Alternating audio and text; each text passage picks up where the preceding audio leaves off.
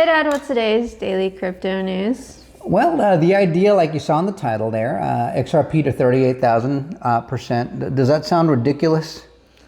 You know, if I didn't know much about XRP, yes, but knowing what we know now because we've been in the loop, it's kind of exciting. And what exactly is it that we know now? Well, this month we have the Clarity Act going through. Trump's administration has pushed along a lot of the crypto policies and all that. We have legal regulatory clarity, a lot of partnerships with institutional corporations and stuff. So the trajectory of XRP is a lot higher than the trajectory. we thought. I mean, at least I thought. And it is a trajectory. Definitely, it's more justifiable. But the other thing that we know is we know our history. We know what's happened in the past. And what you're hearing a lot, especially from people who've been around longer than even us, is that we've seen this before. In 2017, XRP went up 38,000%. And what the charts are telling us now, based on what a lot of these chart analysts have been looking at, is that there's a lot of similarity, only we have a lot more tailwinds. You know, there's a lot more propellant for the upward trajectory my daughter was just describing. And that propellant are the things that she just mentioned. We got the Genius Act through, legal regulatory clarity, because we beat the SEC in that fraudulent lawsuit. We've got licenses left and right that are being approved for money transmitters. We got that conditional approval for the bank charter with the OCC through Ripple, and Ripple utilizes XRP for their fast and cheap and secure cross-border payments. The license in Luxembourg, the license in Britain, all the licenses in the United States. I believe we have one in Japan and Singapore as well. There's 75 international ones, I believe. So that was in the earlier video. You got to see that.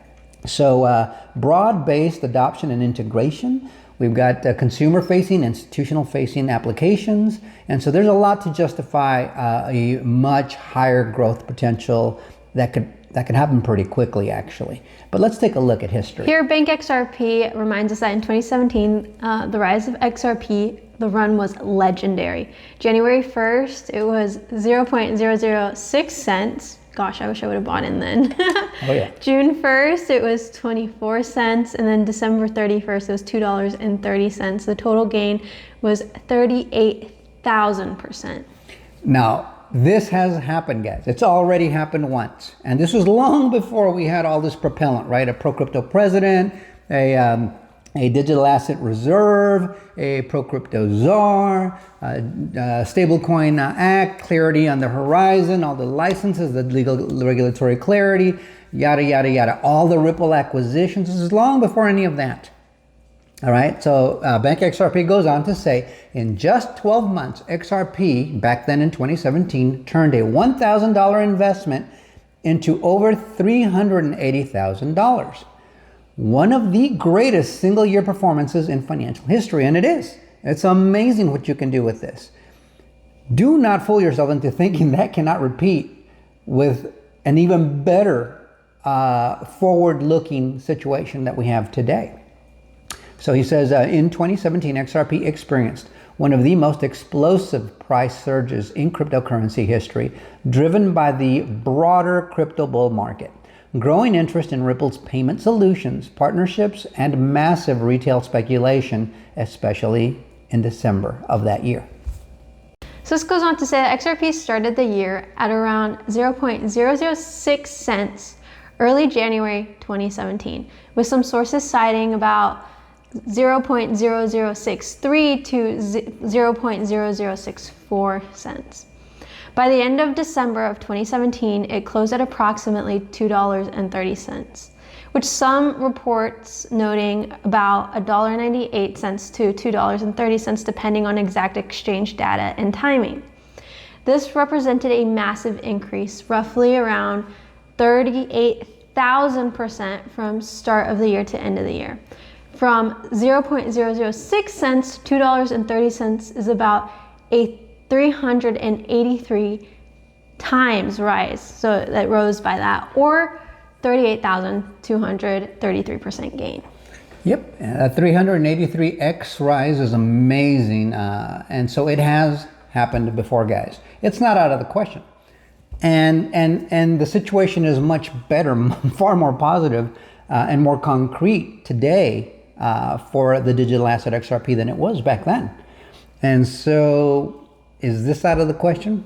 No, I think that it's quite possible, and I think even an even higher rise is possible in this case. I mean, we're watching gold and silver rise to unprecedented levels, and by all accounts, they're just getting started.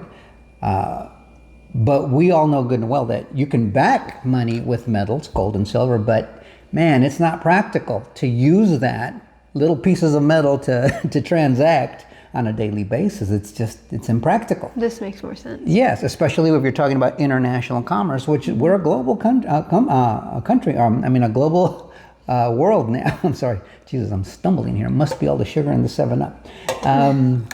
But let's take a look at this chart, because this is what actually happened. It went from way down here to way up here. I don't know how much an XRP many of you may or may not own, but I will tell you that you'll turn $1 into a lot more money invested in this digital asset than most others, especially because of the fact that it's got the legal regulatory clarity, it's got a solid company behind it, and all the other things we mentioned earlier. So it's not out of the question. So certainly there's a certain amount of speculation to it, but I want to say there's far more concrete positive tailwinds, if you will, things pushing us forward aggressively than anything else. And not least of which are the recent licenses that I just mentioned in the earlier video in both the UK and Luxembourg. Those are huge. These are money transmitter licenses, right? And you're able to conduct business. We got the OCC approval for a bank charter or a bank trust or whatever that's called. And Ripple wasn't the only tech company to get that. There was about 5 or 6 of them. You know, I think USDC Circle was one of them too, if I'm not mistaken. Maybe Coinbase as well. I'm not sure, but nonetheless, things are moving forward aggressively.